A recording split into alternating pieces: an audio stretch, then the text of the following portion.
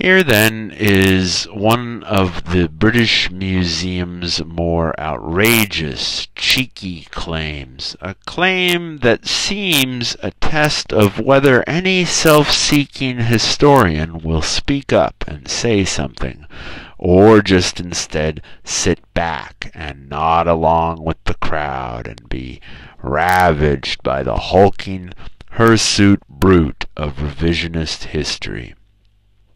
So far, historians have been like lambs to the slaughter, letting the honchos of the British Museum dictate what's what as far as Damascus history goes. Because the Damascens are complicated, though, and little known, it is understandably tempting for the majority of historians to throw up their hands in mystification. Or, as William Paley, founder of the watch clock theory, would tell you, quote, understanding the Damascens is much the same as a 13-year-old boy's attempts to understand the needs of a 28-year-old woman, should that 13-year-old boy be lucky enough to be instructed sexually under such circumstance. In other words, the Damascens have been wily, slippery, a different breed of humans from even the rest of their African and Middle Eastern fellows, and so the British Museum maintains a stranglehold on their identity. Therefore, something as simple and straightforward as the Sword of Damascus has received an elegant corruption, whereas the real Sword of Damascus has no literal meaning in terms of being actual, or, in other words, the Sword of Damascus is a metaphor for the might or the strength of Damascus, or even sometimes the anger of Damascus.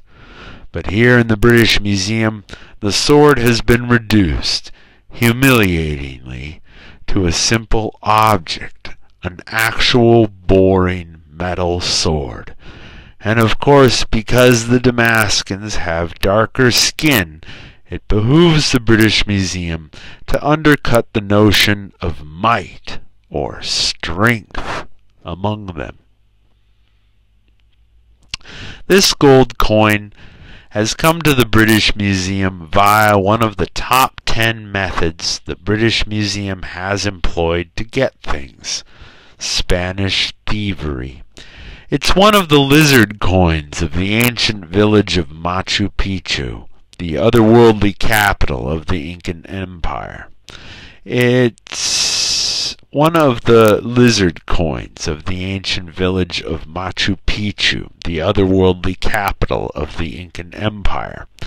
Spanish conquistador San Juan Bautista led an estranged bundle of typically vicious, virulently bearded lower echelon conquistadors over the mountains of the Andes on an incredible foot journey that took them through one freezing winter, a bout of cannibalism, and a mythical encounter with a South American version of the Yeti.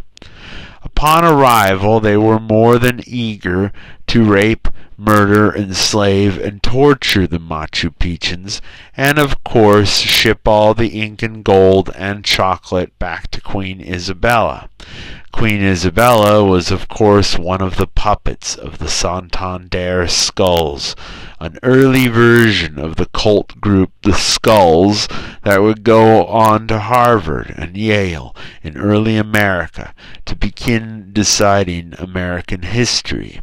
And then of course the Santander Skulls owe fealty to their greater masters, the Freemasons / Illuminati. And so this piece of gold, along with anything else that has passed through the thieving Spanish hands and is now installed at the British and Barcelonian museums, unless of course one were to find a Spanish artifact or ancient artwork which the British themselves would have stolen from Spain, Really, come to think of it, in this early point in the document, we can cut the BS and make the general rule thus. If it's an artifact or artwork from a country besides Britain and it's in the British Museum, it's been stolen. Switching gears to Beethoven, we have this famous bust of the composer, dashing in its simplicity, handsome in its opposing nature. Fashioned by his French contemporary Rodin, however, this bust was never meant to be a bust, and was once an entire statue, pointing up the faulty storage capabilities of the British Museum in times of war. After the French had, quickly as they possibly could, surrendered to the Germans at the start of World War II, directly after the failure of French defenses at the Maginot Trench, really, the French almost surrendering before the Germans had even attacked. After that, the Freemasons and Illuminati weren't, of course, nervous about the coming blitz on London, because Hitler, Churchill, Roosevelt, and the entire war was all just a puppet show to them, because peace is undesirable and war is profit, etc. But what the Freemason/Illuminati and their British museums couldn't control was where the bombs were to land, and they had a mild passing interest in maintaining the facade of having a British museum. They transferred much of the museum stock to Brighton, which of course is a port and the very first place the Germans bombed. Not only was the seaside artwork of Brighton and of the many newly building hippie and gay population peoples of Brighton ruined in those early days of the Blitz, but much of the ruination of most of the wrecked pieces you'll see at the British Museum occurred because the British Museum incorrectly thought Brighton would be a good place for a cache of priceless works, the same way the German Illuminati thought medieval Dresden would remain pristine. So you see, even though there is a slight yet unlikely chance they are descended from aliens, it doesn't make the Freemasons/Illuminati any less prone to stupid mistakes. Anyhow, the most interesting aspects of this statue are how it shows Beethoven as having long, flowing golden locks, when most statues show the Beethoven of the spiky madman hair. But we must remember always that though certain historical figures are long dead and seem to happen only for an instant in our remembrance of the past, they actually did have full lives and often changed their hairstyles.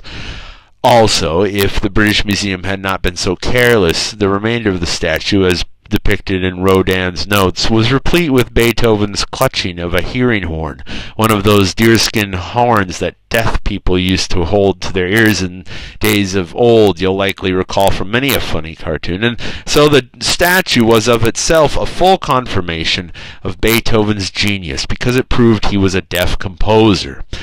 But basically, we want to cut the BS at this early point in the document and use this one-third of a statue of Beethoven to make a blanket point. If it's in the British Museum and it's an artifact or ancient artwork and it's broken, somehow, some way, the British museums are the ones who broke it.